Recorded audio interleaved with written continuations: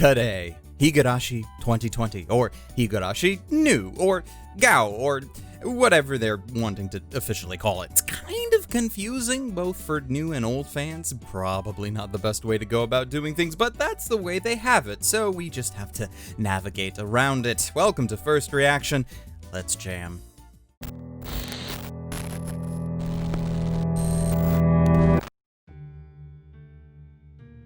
So, before we dive into talking about what this series is about, who made it, and what we might expect, as per usual, we need to answer one particular question.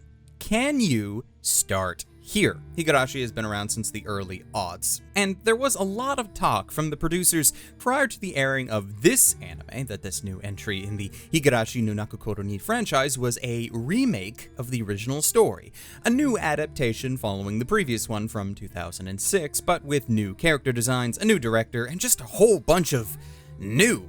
Hence one of the titles. But as the episodes have been coming out, it's been increasingly clear, especially to fans of the franchise, that this new series is not just simply a remake. In fact, there are plenty of hints, references, and scenes to indicate that this is indeed a sequel, not a remake.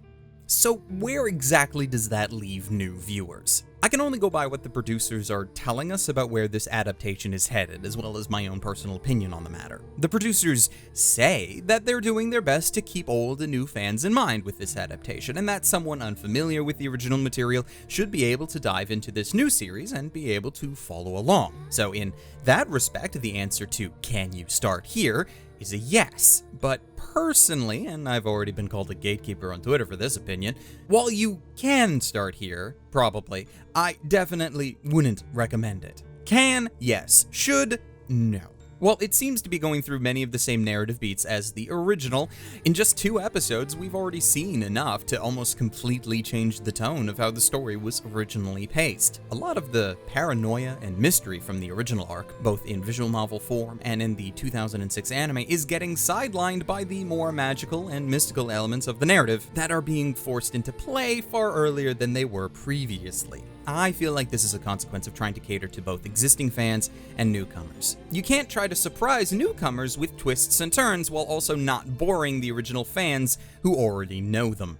And if we go so far off the rails, we just become a full sequel, and then there's a large chance that the newcomers will just feel like they're missing out on all that juicy backstory that didn't get recovered. It's a tricky balance that I've never seen done well before, and I'll be surprised if it's done well here, to be perfectly honest. Now, let's get into the story, at least what we know of the original and how well this adaptation is following it. Higurashi no Nakokoro ni is a horror mystery series based around the Japanese town of Hinamizawa. It consists of a small cast of characters who are all one bad day away from going on a murderous rampage, which they all will, several times. The why and how are the key to the mystery, however, as the narrative constantly goes through a series of time loops that, in the original adaptation, were made to last for about 4 episodes or so before a reset. The story repeats the same handful of days where surprisingly massive changes occur, despite our characters having little to no memory of past loops. The massive changes with each loop leads the viewer to continually question the why and the how,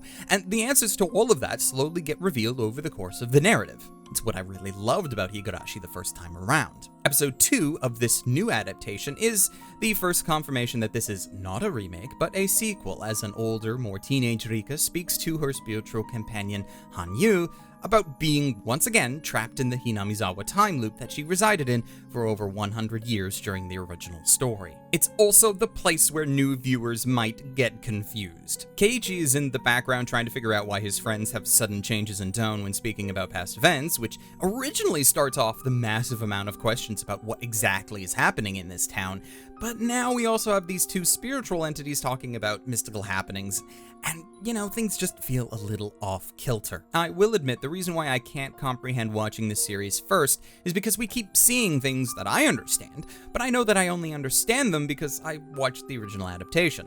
I know who Hanyu is. I've seen her introduction in season 2 of the original anime. I've seen the journey that her and Rika spoke of, and then to see Rika's reaction to being told she's trapped again in this time loop she thought she escaped probably means far less to someone who did not witness that story alongside these characters. Now, I realize that that's my perspective talking, and it's probably perfectly fine to watch this scene without that context, but honestly, if I was in that position, I'd feel like I'd constantly be missing something important.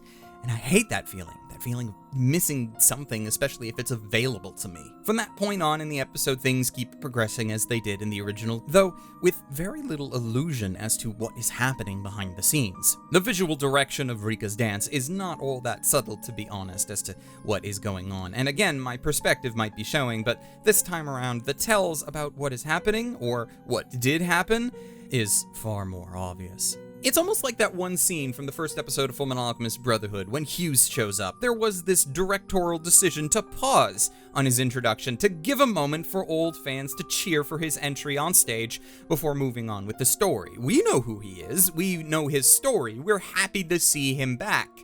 But from the perspective of new people, that pause is a little weird.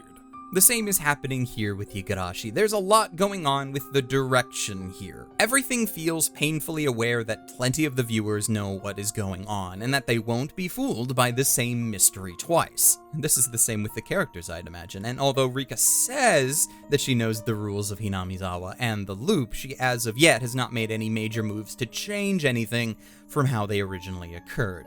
This could be the writers trying to milk the original story for all it's worth, or narratively, it could be that she's still taking in the situation, trying to determine the same answers as we did before, the how and the why. Technically, those answers might have already been revealed. The show's new opening gives plenty of Easter eggs to other works, from locations in Yumeneko to a character who is quite possibly pulling a lot of the strings this time around, but it's hard to say exactly where they are planning to take the narrative going forward. Because heck, as much as I do recommend that you watch the original Higurashi before this, I don't expect people to go and read the behemoth that is Yumeneko no Nakokoro ni as a visual novel to possibly understand every reference that might get thrown into this new series. From this point, I can only make predictions. I predict that this series, while keeping much of the structure of the original narrative, will branch heavily at a certain point. The loops will not have been caused by the original culprit, nor can they be broken in the same way. Rika will have to confront a new mystical antagonist who is attempting to torture her by forcing her back into this time loop prison that she spent so much of her life trying to escape from. Why do I think this? Because historically, it's the end result of writers trying to have their cake and eat it too, as far as catering to old and new audiences, specifically the old ones. We older viewers can't keep getting fed the same narrative that we are familiar with. We'd get bored. We'd question why we are even bothering when we know everything that is going to happen.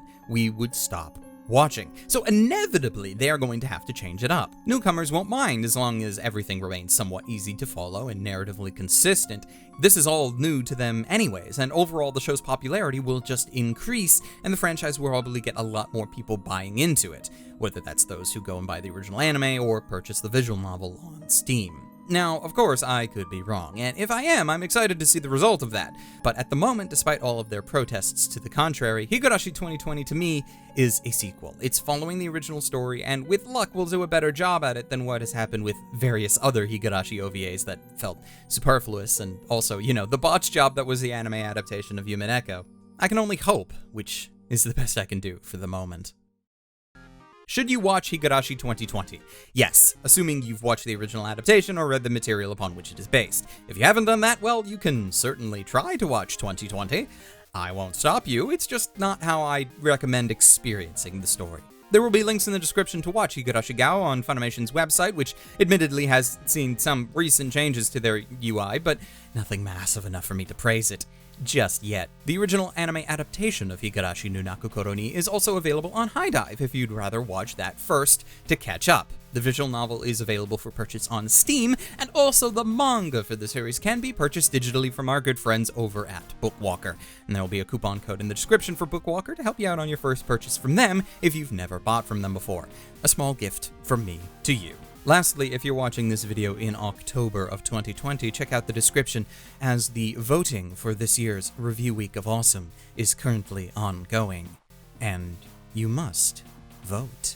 So check that out if you can. Lastly, a very special thank you to our patrons who not only support my work, but allow me to continue to do what I do. Your patronage is very much appreciated. I'd also like to give particular thanks to specific patrons: Hector Montemayor, Richard Emil Bradley, Rune Jacobson, Ryfen Bonaparte, City Yamako, Calhoun Boy, and Wago221, because you guys are especially awesome, and I thank you. So what have you guys been following this season? Let me know down in the comments, so potentially I can pick what we're going to be talking about in future videos this season. And as always, until next time, watch more anime and stay frosty. Bye-bye.